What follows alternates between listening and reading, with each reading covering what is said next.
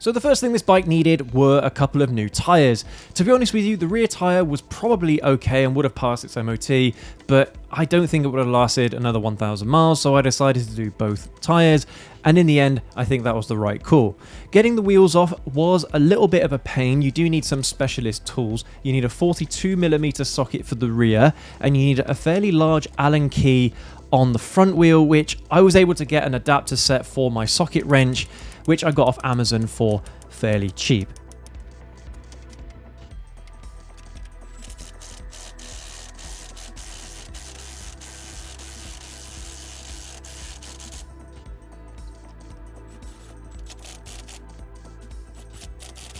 Now when it came to the brake calipers, the brake lines are not braided, so I didn't really feel comfortable just letting them hang off of the master cylinder. So in the end, I did use a zip tie to hang them up basically where the calipers actually bolt into. I just hung them up there until they were ready to go back on.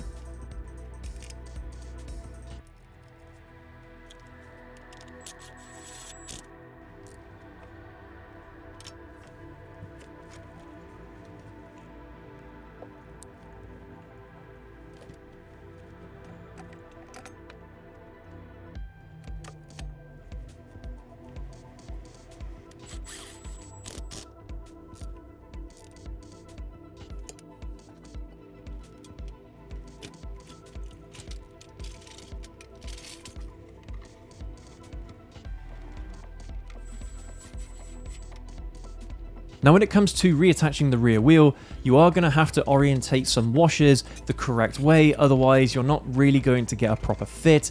So one washer goes on the conventional way, as you'd expect, but the other washer on the outside that's concave needs to be facing the opposite direction. As you tighten down on the nut, it squeezes the washer in place. So basically it acts almost like a spring, making sure the wheel doesn't move laterally from side to side as it's rolling. Personally, I found it easier when I took the rear wheel off in the first place to make sure that the washers were in the correct orientation to begin with. So then when it came to putting them back on again, I didn't have to think about it. I could just shove them straight on. Getting the rear wheel off in the first place, to be honest, you are gonna have to have quite a hefty breaker bar. It is quite a tough thing to get off. When you're reattaching it again though, according to multiple forums, you need 146 Newton meters of torque. Okay, let go.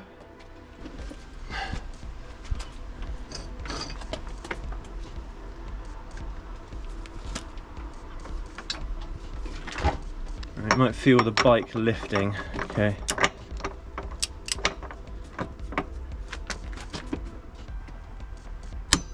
There we go. That's it, done. It was actually closer than I thought. My manual torque setting with my arm. It's actually quite.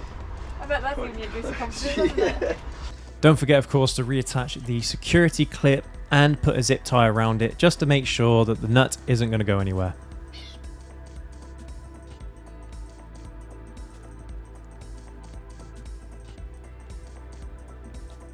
So next up, I needed to replace the indicators. The front ones, unfortunately, I managed to break getting the bike in and out the garage a few times. And look, they're made out of plastic. Over the years, the plastic becomes brittle. So it is kind of inevitable that you're going to have to replace these indicators at some point or other. Luckily, the process isn't too difficult. Getting the fairing off, there's quite a few bolts, but in the end, the fairing does come off fairly easily. And there aren't too many bolts that are hiding in hard to reach places.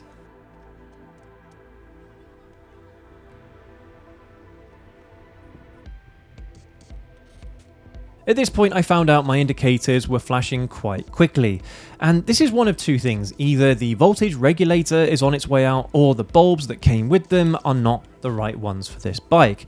Luckily, when I put the old bulbs back into these new indicators, the flashes were back to normal again.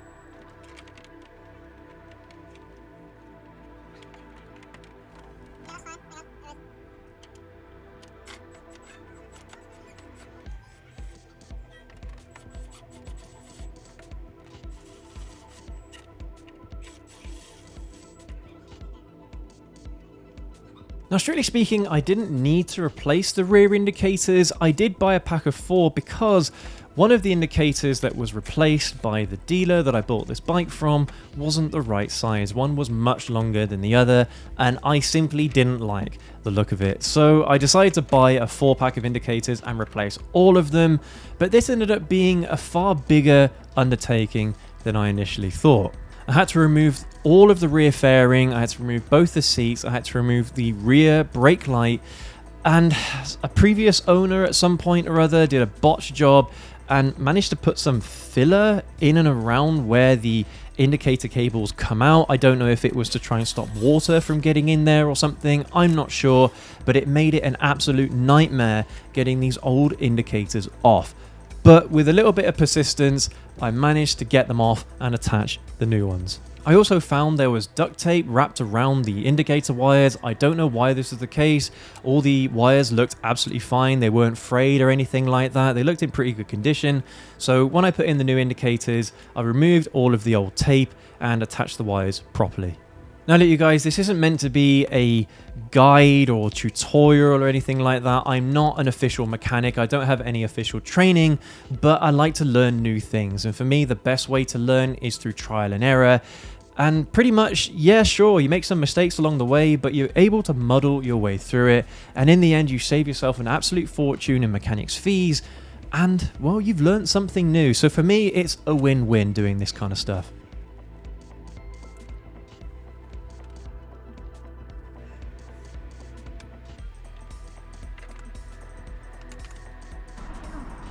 Yeah, I'm nearly there now.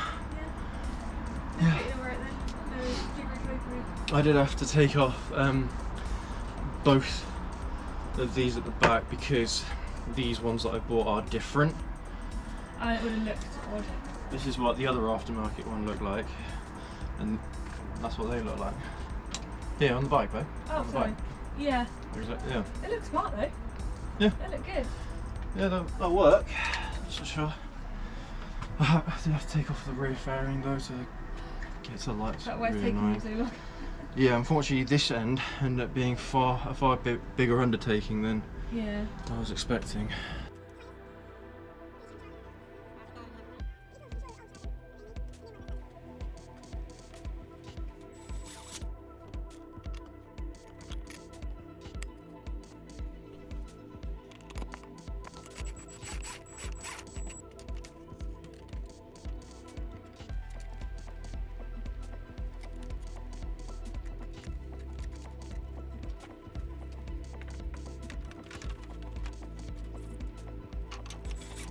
The final thing to do on this bike before it was ready for its MOT was to fix a leaky fork seal.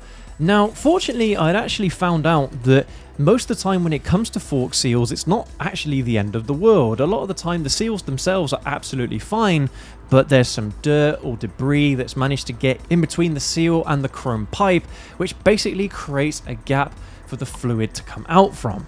You can get tools online which allow you to clean the seals properly.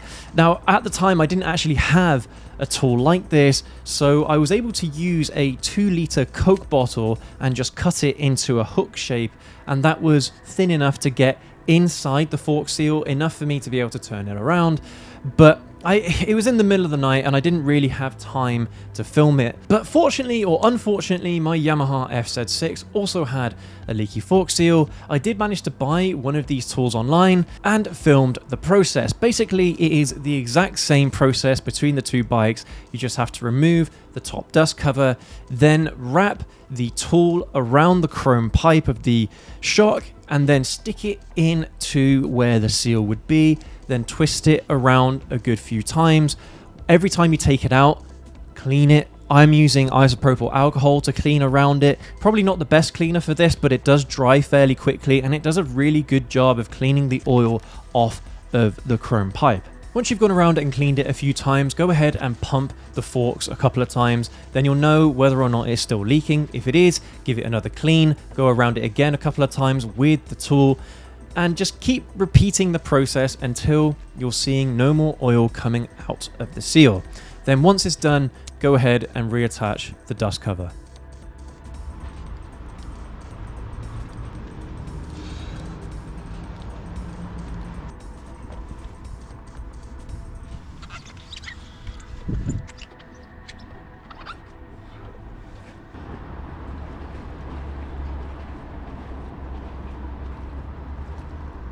Yeah, that's better.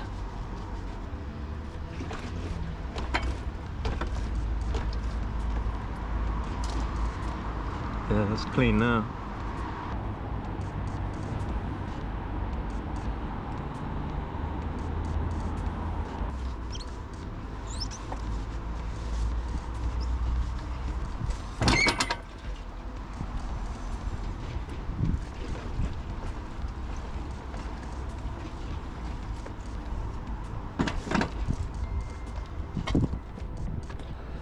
Yeah, totally clean now.